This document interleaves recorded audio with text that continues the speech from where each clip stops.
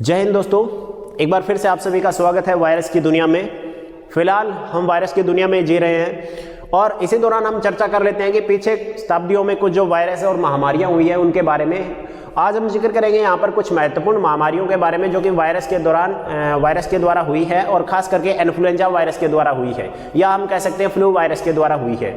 तो कौन कौन सी ऐसी बीमारियां हैं, किसको रशियन फ्लू कहा जाता है, किसको स्पेनिश फ्लू कहा जाता है, H1N1 या H या N का मतलब क्या होता है, किसी फ्लू या महामारी में जो वायरस होते हैं उनके नाम में इस्तेमाल किया जाने वाला H या N क्या दर्शाता है, तो उनके बारे में हम आपको बताने जा रहे हैं यहाँ पर। और आपको बताएंगे कि कौन सा वायरस है जिसको माओ वायरस के नाम से जाना जाता है या माओ फ्लू के नाम से जाना जाता है। हम आपको बताएंगे कौन सा वायरस है जिसको मैक्सिकन फ्लू के नाम से जाना जाता है, ऐसी कौन सी बीमारी है जिसको स्पेनिश फ्लू के नाम से जाना जाता है, और स्पेनिश फ्लू ही क्यों जोड़ा गया इसके साथ में, उसके बारे में हम आपको बताने वाले हैं। तो आप हमारे वीडियो के साथ में बने रहिए।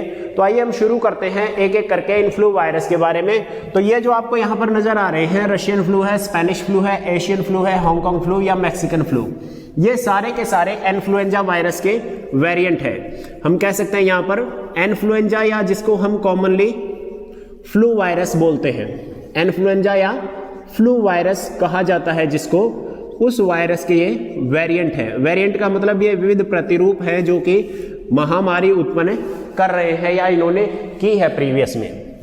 तो यहाँ पर ये इन्फ्लुएंजा ए वायरस के सारे लगभग यहाँ पर प्रतिरूप हैं। तो सबसे पहले हम बात कर लेते हैं रशियन फ्लू की। रशियन फ्लू का नाम, जैसा कि हमने कल आपको बताया था प्रीवियस वीडियो में कि इबोला, जीका वायरस है, उनके नाम क्यों रखे गए थे, तो आज हम देखेंगे तो इनका नाम भी इन्हीं की उत्पत्ति की जगह के आधार पर रखा गया है। रशियन फ्लू, इसकी उत्पत्ति हुई थी 1889-90 के दौरान, और रशियन साम्राज्य का, या हम कह सकते हैं रूस का जो एम्पायर है उसके बुखारा में इसका जो है सबसे पहला केस है वो देखा गया था।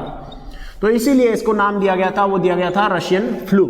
ये जो वायरस है एक H1N1 का वेरिएंट है, H1N1 का एक वेरिएंट है जिसको H3N3 कहा जाता है।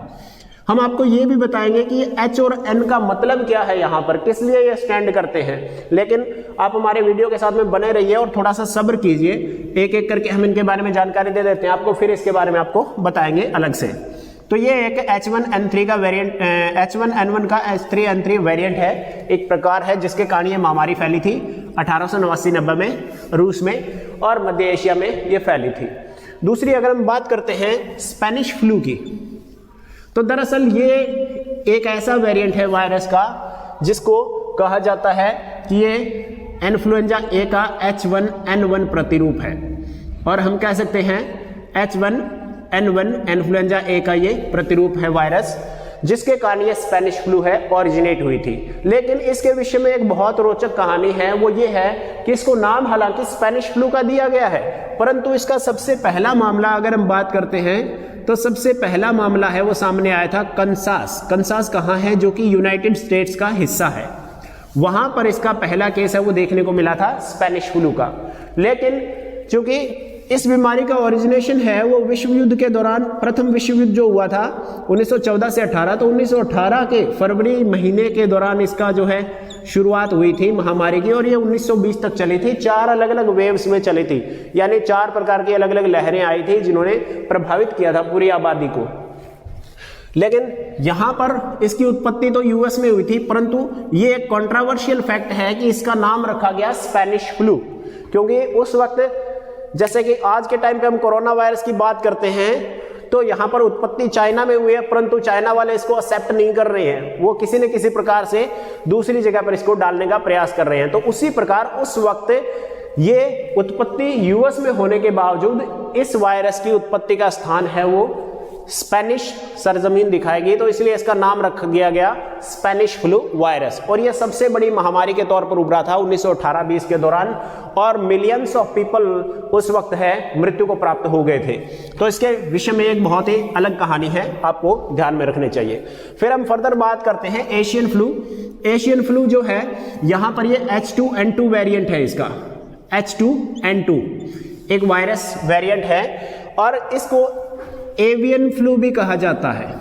आपको यह भी ध्यान में रखना है, इसको एवियन फ्लू के नाम से भी जाना जाता है, या कहीं कहीं हो सकता है आपको बर्ड फ्लू का नाम भी देखने को मिल जाए।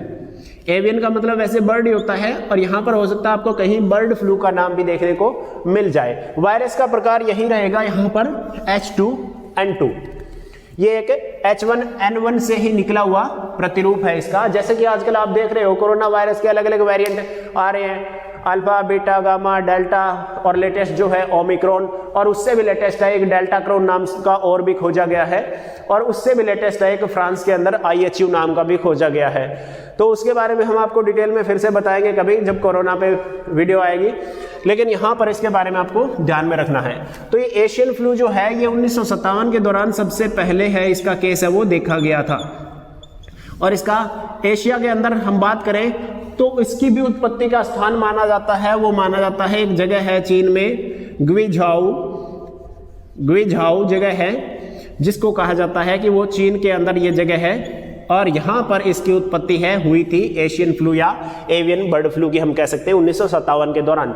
तो एक बड़ी महामारी के रूप में ये उभरा है, और पक्षियों के अंदर ये वायरस पाया जाता है, और उन्हीं से मनुष्य के अंदर ट्रांसफर होता है, क्योंकि हम लोग मांसाहारी आदतें हैं वो ज़्यादातर अपनाते हैं। तो हालांकि ये तीनों के तीनों वायरस हैं काफ़ी घातक रहे हैं अपने समय में, अब इनका कुछ हद तक कंट्रोल है। जैसे कि आजकल कोरोना है, पिछले कुछ समय में था, लेकिन अब आजकल बिल्कुल हल्का हो रहा है। अब हम बात कर लेते हैं हांगकांग फ्लू की। हांगकांग फ्लू की बात करें तो यहाँ पर ये जो वेरिएंट है वो है H3N2 टाइप का, H3N2 टाइप का ये वेरिएंट है, इसी से निकला है, क्योंकि चीन का पड़ोसी हांगकांग है, तो चीन क्या करता है अपने पड़ोसियों को प्रसाद की तरह वायरस है वो बांटता रहता है। तो यहां पर ये जो वायरस है हांगकांग फ्लू H3N2 टाइप का वायरस है, और ये ओरिजिनेट हुआ था 1968 के दौरान।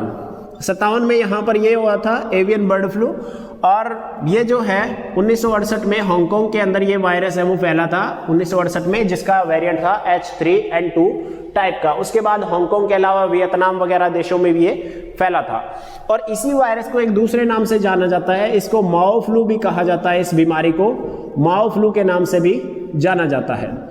हो सकता है आपको कहीं बुक के अंदर माउथ से नाम भी दिख जाए, माउथ से फ्लू, ये पूछ लिया जाए आपसे कि माउथ से फ्लू बीमारी है वो इनमें से किस बीमारी को कहा जाता है, तो वो कहा जाता है हांगकांग फ्लू को, जो कि 1968 के दौरान उत्पन्न हुई थी।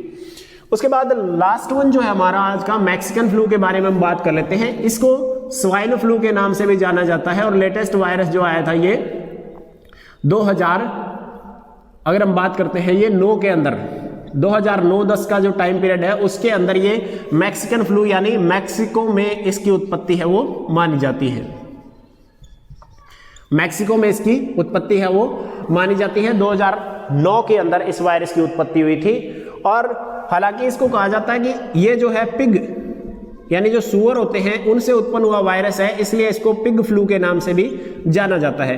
कुछ एक बुक्स में हो सकता है कि इसको न्यू फ्लू नाम भी दिया हुआ मिले आपको, न्यू फ्लू के नाम से भी इसको जाना जाता है मैक्सिकन फ्लू वायरस को, जो कि 2009 में मैक्सिको में ओरिजिनेट हुआ था। इसकी अगर हम बात कर लेते हैं तो ये दरअसल एक H1N1 टाइप का ही वायरस है, H1N1 टाइप का वेरिएंट है वायरस का। तो आप इन फ्लू वायरस के बारे में अलग अलग टाइप से जान सकते हो। यहाँ पर जो नॉलेज है आपके लिए में भी काफ़ी हेल्पफुल रहेगी वायरस के लिहाज से और इन अलग अलग महामारियों के लिहाज से। अब हम आपको ये बता देते हैं कि दरअसल इन वायरस के अंदर H और N है वो क्या होते हैं। ये H और N आखिरकार किस लिए स्टैंड करते हैं, यहाँ पर आपको हम बता देते हैं क्लियरली कि ये H और N का मतलब है कि जो वायरस की सतह पर प्रोटीन होते हैं, वायरस की सतह पर क्या होते हैं, प्रोटीन होते हैं विशेष प्रकार के, उन प्रोटीन के लिए ये जो है नाम है H और N स्टैंड करता है। अगर ये दो प्रकार के प्रोटीन हैं H और N, यानी जिसमें से H होता है हीम एग्लूटिनिन,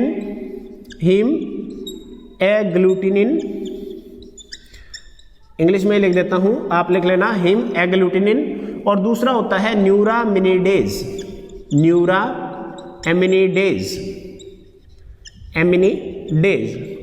दरअसल ये दो टाइप के प्रोटीन हैं जो इन वायरस, इन फ्लू वायरस की सतह पर पाए जाते हैं। जैसे कि आपने देखा होगा कोरोना वायरस जो है उसकी सतह पर स्पाइक प्रोटीन पाए जाते हैं, उनके बारे में हम आपको डिटेल में बताएंगे। उसी प्रकार ये दो प्रकार के प्रोटीन हैं जो कि हीमोग्लोबिन और दूसरा न्यूरामिनिडेज, ये दो प्रकार के प्रोटीन हैं इनकी सतह पर पाए जाते हैं।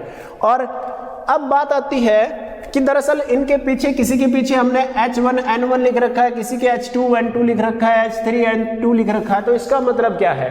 दरअसल ये जो प्रोटीन है इसके 16 सब टाइप हैं, यहां पर इसके 16 सब टाइप हैं 1 से 16 तक। तो जो प्रोटीन उपस्थित है उसी के हिसाब से H के पीछे उसका नंबर लिख दिया जाता है।